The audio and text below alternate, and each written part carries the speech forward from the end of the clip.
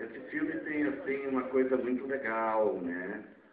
Que é um filme duplo. Que ele termina aqui, quando você vai dormir, e prossegue a continuação.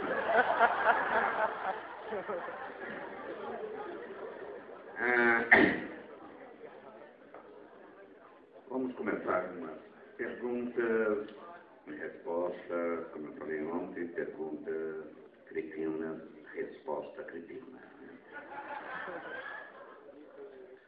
Vamos ver algumas perguntas que você quer saber ou sobre o filme, ou sobre o gênero, ou de repente a carreira, enfim, para tanto apreciadores do terror, ou estudantes de cinema, ou pessoas que se interessam pela sétima arte, ou a arte realmente interpretada.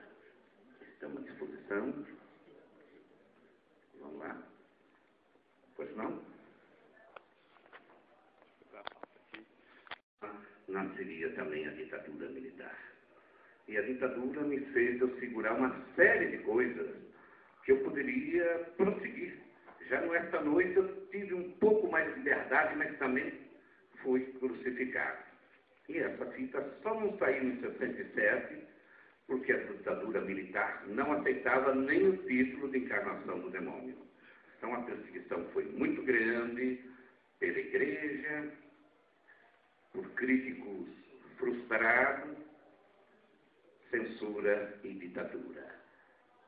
Só Deus e eu sabem que nessa época eu era um homem sozinho, castigado, um homem que saía na rua e vinha o povo para tentar me matar. Era uma época terrível, não dava para explicar, porque se eu fosse explicar eu era preso. Eu tinha que deixar da maneira que a igreja falava quem eu era. Não queria saber que eu, José Mujica Marins, criei um personagem. Um personagem que hoje faz parte do nosso folclore, como Saci Pererê, Mula Sem Cabeça e uma série de outras coisas. É coisa brasileira!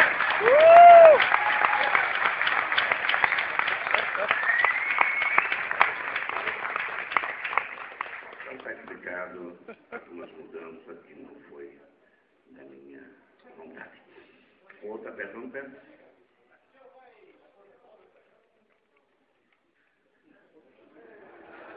Morreu, né? Não sei de onde partiu aposentar, né? Eu tenho 72 anos. Até hoje não procurei aposentadoria e acho que vou morrer sem procurar aposentadoria. Eu estou preparando um outro filme que realmente é um outro personagem, não é o Zé. Vem aí o Devorador de Olhos, personagem forte, uma fita forte, que o Denis está trabalhando comigo no roteiro, e eu acredito que eu começo no meio do ano que vem.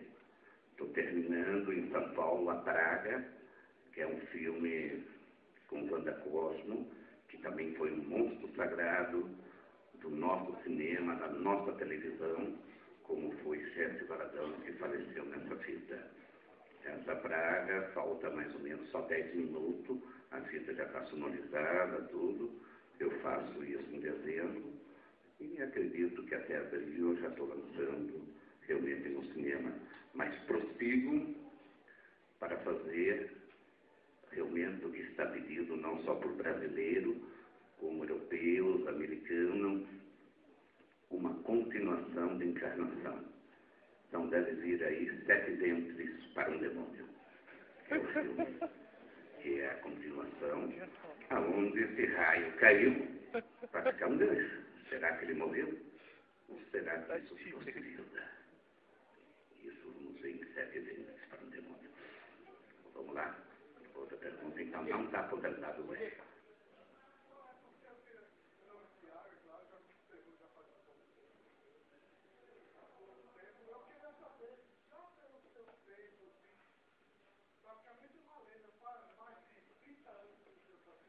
Há 30 anos, eu comecei a fazer cinema com 10 anos. Eu fiz Juízo Final. Era maio de 46. Foi meu primeiro filme. Carreira de cinema profissional, já tenho há mais de 50 anos. O personagem completou nesse mês 44 anos.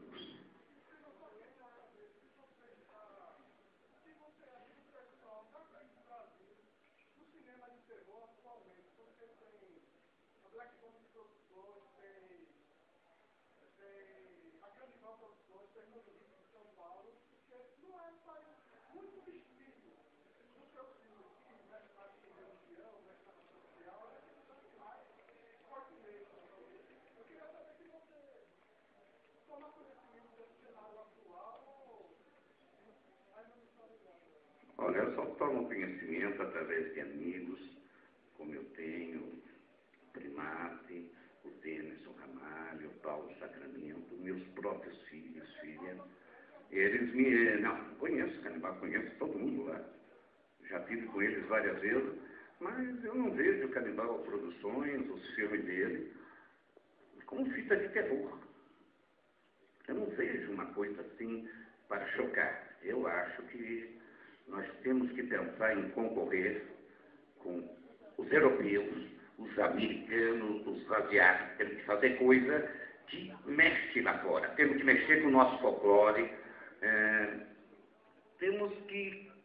Não temos que criar, já temos uma criação, temos uma cumba aqui, que é uma coisa fantástica no mundo todo. Eles gostam de ver as nossas lendas, as nossas crenças, os ateus que nós temos. Às vezes não são bem ateus, são falsos ateus. Quer aparecer não sei o quê, mas quando está sozinho dentro de casa, fica apavorado, vai aparecer alguma coisa tal. Quando ele está sozinho, põe uma câmera num desses caras que fala tal, e vê o mesmo que esses caras têm dentro de casa. Tanto homem como mulher, fala não sei o quê. O medo faz parte do sentimento humano. É o maior sentimento que nós temos. E faz a gente ver imagens fantásticas. Eu acho que o que está tendo por aí, o único que eu, no momento, eu vou dizer que estou respeitando, é Denison Ramalho, que vocês vão ver os curta dele, que segue uma linha de um terror tupiniquim. Não temos que pensar em criar coisas que não sejam o que já está criado dentro do nosso Brasil. E que lá fora eles se invejam. Invejam nossas matas, invejam nossas praias, invejam nossas mulheres, que são as mulheres mais lindas do mundo, não é do Brasil. É do mundo, eu vejo isso estrangeiro para todo canto falar. Porque essa mistura de raça faz com que a mulher brasileira saia diferente das outras mulheres. Então eu acho que nós temos motivo de orgulho, não pensar em plagiar, e eu vou continuar com o terror tupiniquim. E ainda, como eu falei, eu só estou vendo Denison Ramalho na área. Os outros estão brincando de fazer fita de terror. Não podemos brincar. É uma coisa séria que temos que fazer para valer. E eu estou querendo que surja. Eu vi muitos curtas de terror pelo Brasil afora. Principalmente por esse lado da Bahia, daqui. Tem gente com uma criatividade fantástica. Precisa de chance. E o público brasileiro tem que dar chance. Tem que aplaudir o brasileiro. Brasileiro aplaudindo o brasileiro, nós vamos chegar lá. Como o americano aplaude o americano, o argentino aplaude o argentino. Temos que aplaudir o brasileiro. Outra pergunta?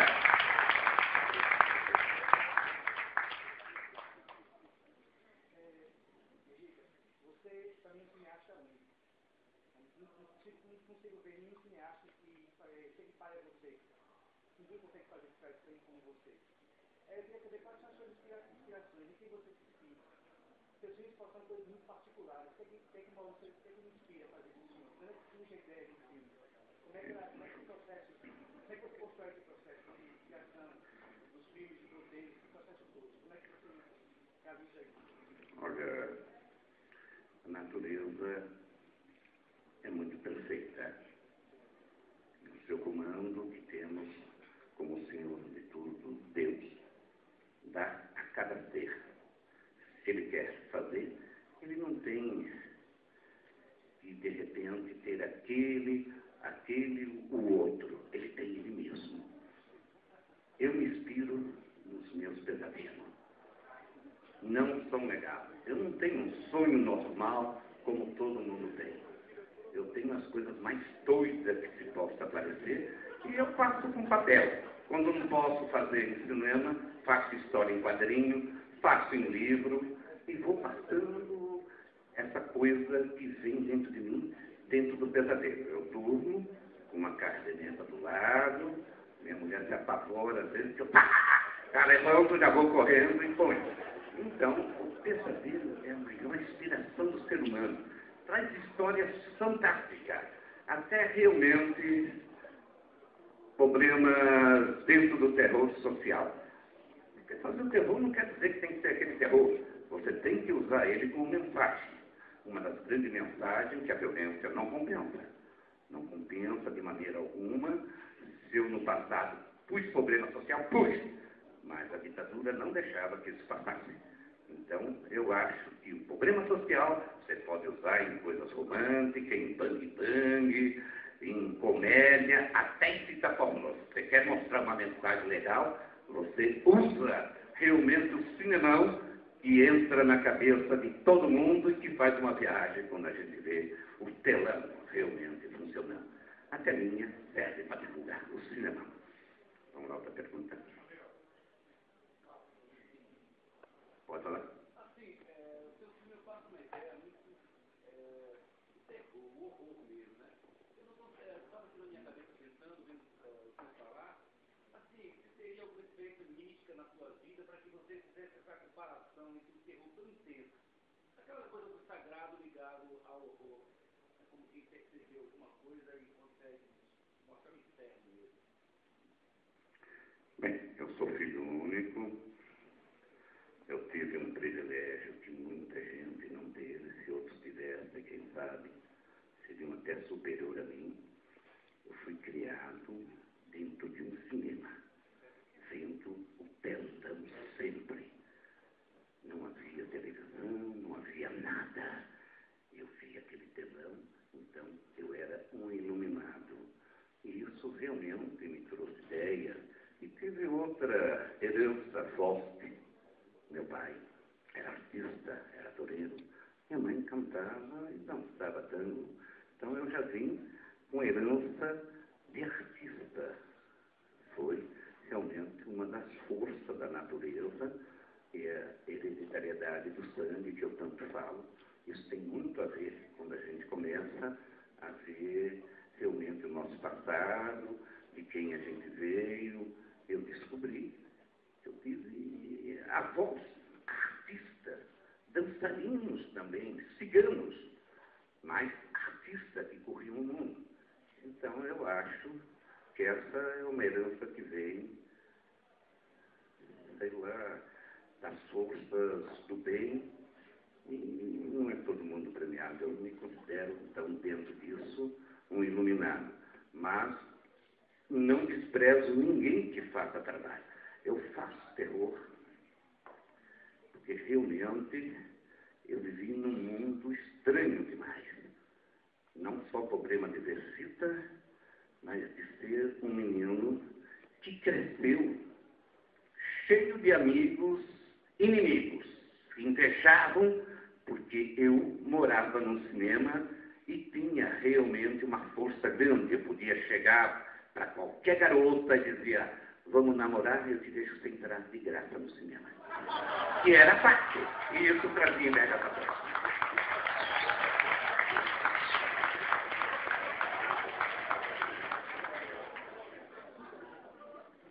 Fala.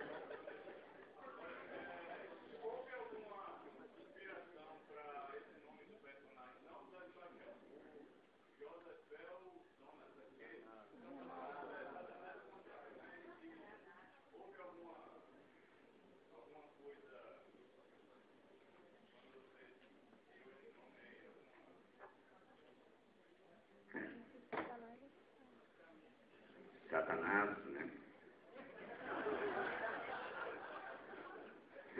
Segundo conto aonde eu cresci, que eu fui um menino muito fuleiro. Era líder, por canto, quem sabe, do cinema. Eu comandava uma liderança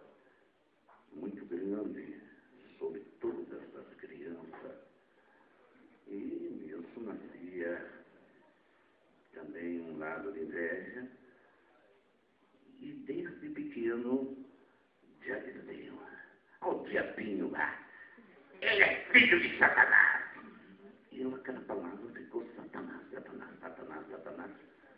E um dia eu estou com a palavra, olho no espelho e vejo a palavra ao contrário, Sanata. Então, quando eu fui pôr um nome no personagem, eu achei que tinha que ser da família Sanata. E estou indo já dos bisavós, do Zé do Caixão, estou fazendo uma vida completa, né? Da onde ele veio, como começou tudo, né? Então estou indo, então não é por acaso. Então já vinha por me chamarem de filho de Satanás. Então eu achei um nome bonito, vendo no espelho ao contrário, Zanata, eu pus Zanata. A razão de eu ter posto Zanata. Então o problema de Josefel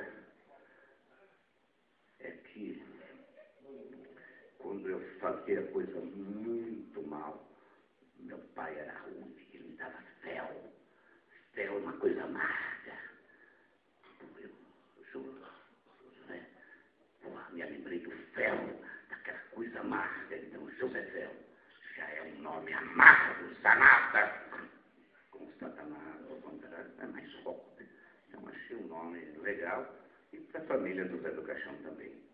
Então, eu pego toda a família e estou compondo. Da onde veio, por que está aqui, o que aconteceu, né? Então, não é um personagem só solto. Eu estou procurando da vida própria, mas eu quero que esse personagem prossiga por outros. Não dá para fazer o Zé do Caixão, mas dá para fazer o filho, o primo do Zé do Caixão, sobrinho. Tentar fazer o Zé do Caixão é cair no ridículo, porque o povo não vai aceitar. Prefere eu com 80, com 100 anos fazendo, do que um rapaz que eu já tentei isso. Procurei um sucessor nos anos 99, o Lênin sabe disso. Foi mais de 10 mil pessoas, inclusive gente de Alagoas também.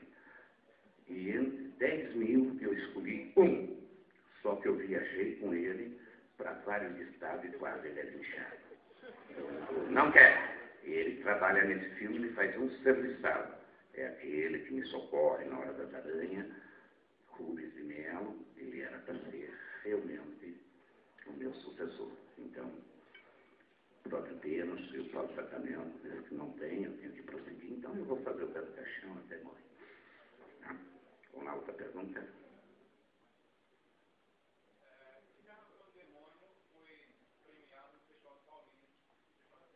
Sete prêmios. 7 prêmios. É um número cabalístico. 7.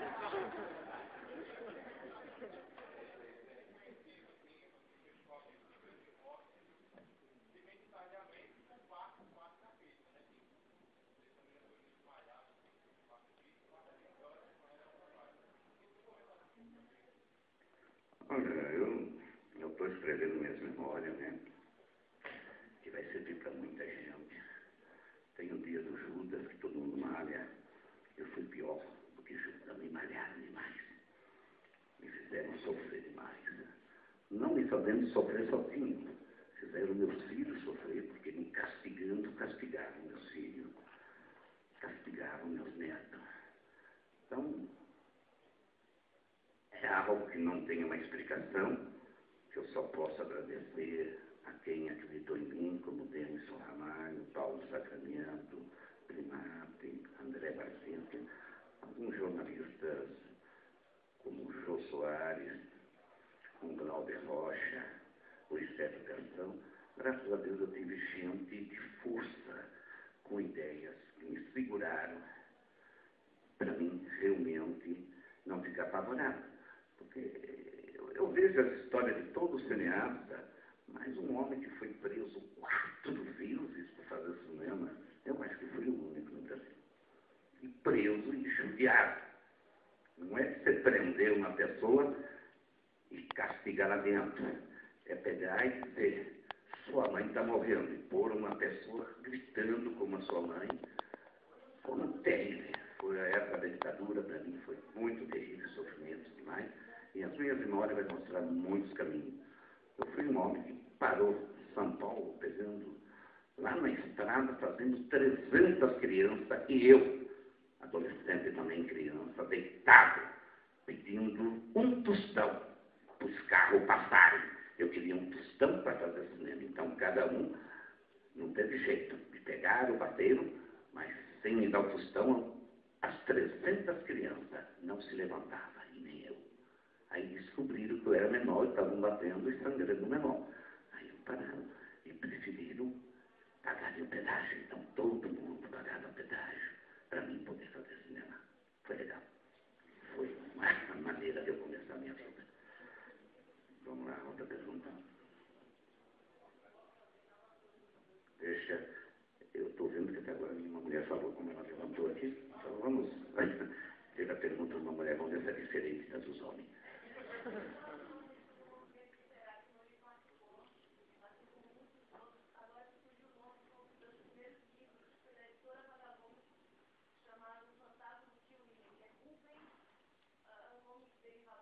Rubens Francisco Luquete.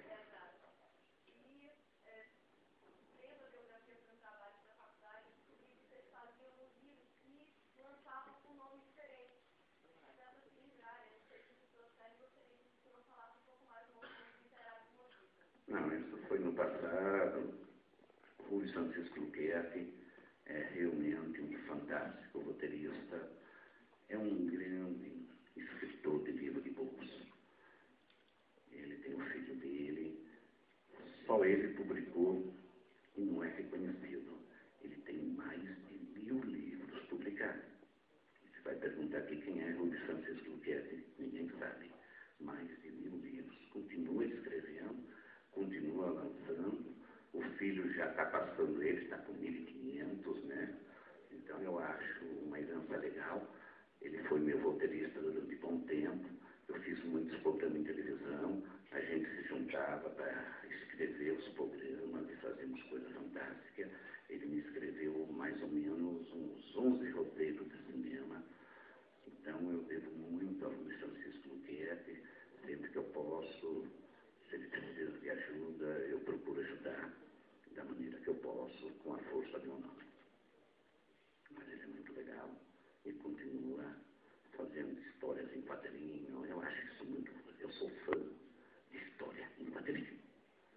Só que não me acho um doido, porque o Davis também é fã de história em quadrinho. Eu acho que a história em quadrinho, movimento, ela dá uma força muito legal.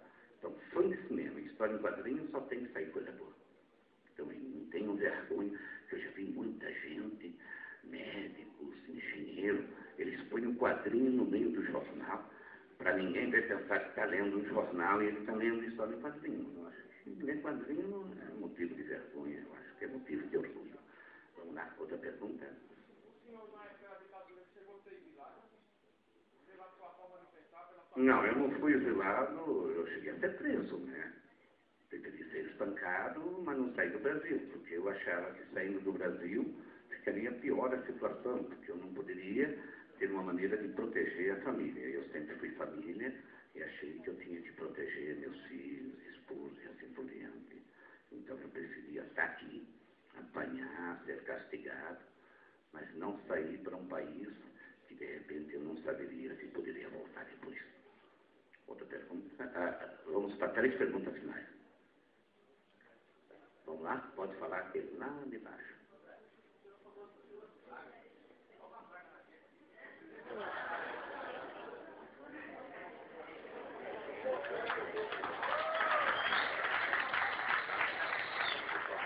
Depois da terceira pergunta. Passa mais uma.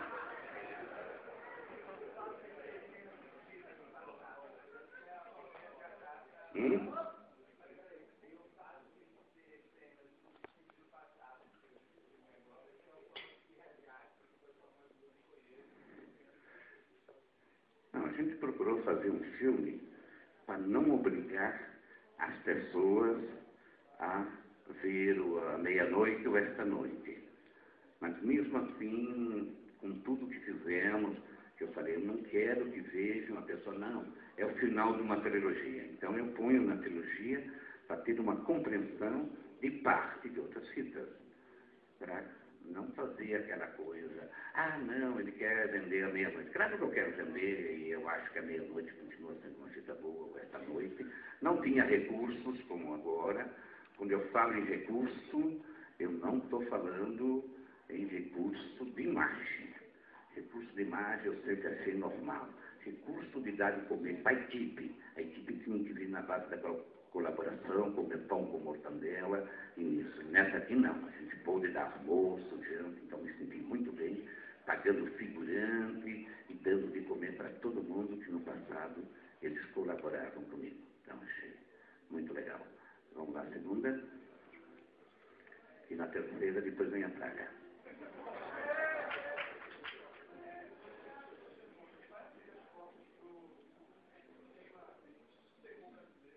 Eu acho que já abriu as portas. Só ao ganhar 7 prêmios lá fora, essas homenagens que eu estou recebendo, ganhei o primeiro prêmio de um dos maiores festivais do mundo, que é o Festival de City Barcelona, é um festival de terror. Então, ganhamos o primeiro prêmio, isso faz o quê? Um mês? E vou estar saindo, vou para a Grécia, vou para Cuba, vou para uma série de coisas para ser homenageado e levar a bandeira do Brasil, porque aonde eu vou, eu quero que eles estendam. Foram muitos países que eu dou uma olhada e não tem a bandeira brasileira.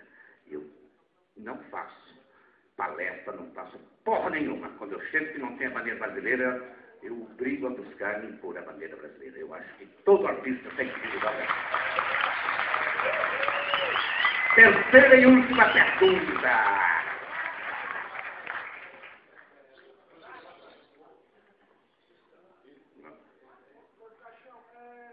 Há um tempo atrás, não recordo quanto tempo necessariamente, mas saiu uma imprensa, mas o senhor foi candidato a vereador, no interior de São Paulo, e foi um dos mais votados, ou um dos mais votados, mas não se elegeu pela coligação que o senhor estava. O senhor pretende voltar ao cenário político?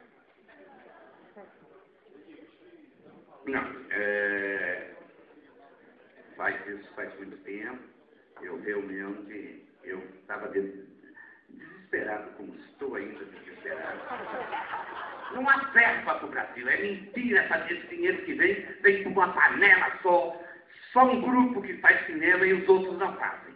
Eu queria entrar na política para pôr na cabeça dos caras, que disseram que eu sou muito bom de falar, e pôr na cabeça dos caras para começar a pôr lei para proteger o nosso cinema, a nossa imagem, proteger realmente os novos que estão começando, porque tudo na vida tem um início. Você tem o primeiro choro quando você nasce, você tem o primeiro mamar que você vai mamar, então tudo tem um início, não tem que chegar para um cara e dizer, eu quero seu currículo, se não tem currículo você não vai ter verba. Não, eles têm que dar uma oportunidade, a pessoa faz um roteiro, faz um vídeo que não custa muito caro, e por aquilo eles julgam e começam a dar verba para as pessoas certas. Estão dando verba para gente rica, gente que não precisa, e o coitado que se esfola, que luta para fazer cinema, não vê um tostão. Então, eu queria, nessa época, entrar na política para fazer a cabeça de todo mundo para isso. Mas, graças a Deus, não precisei, que eu estou tendo amizade com eles mesmos, estamos começando a lutar para que isso comece a acontecer e a grana comece a sair para jovens cineastas. Basta se juntar um grupo de cada estado, eu vou fazer uma passeata e vamos até Brasília falar com o secretário de Cultura e com o próprio Lula, para quando ele dá verba, ele dá uma olhada e vê se aquele cara já recebeu outra verba, se ele tem dinheiro, se ele tem aqueles palacetes, porque esse pessoal pega a grana, compra carro, mobília a casa, compra apartamento e joga tudo em nome de uma produção, e a gente é que paga, e de repente fala, custou 7 ou 8 milhões. Mentira. Dá para se fazer fita aqui com 1.500.000, dá para fazer cinema. Tá?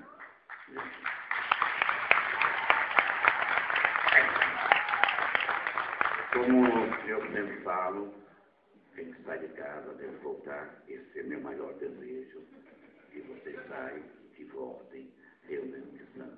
Eu acredito muito nas forças do cosmos infinito, que lá tem uma força que nos ajuda. Eu quero que essa força, essa luz do cosmos infinito, ilumine seus passos.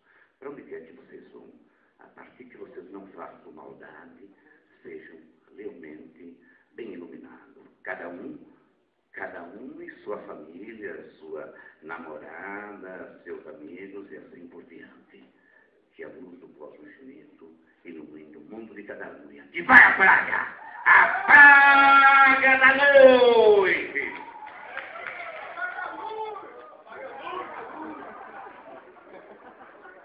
Essa praga é para aqueles que não prestigiar a nossa cultura. Não prestigiar o Marcão aqui que luta aqui com realmente o seu cinema, seu corujão.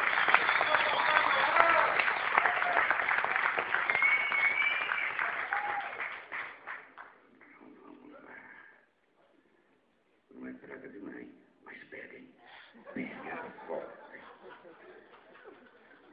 E os vermes que habita sua carcaça devore todo o seu cérebro e você continue aberto, sangrando com as tripas, caindo para todo lado, vagando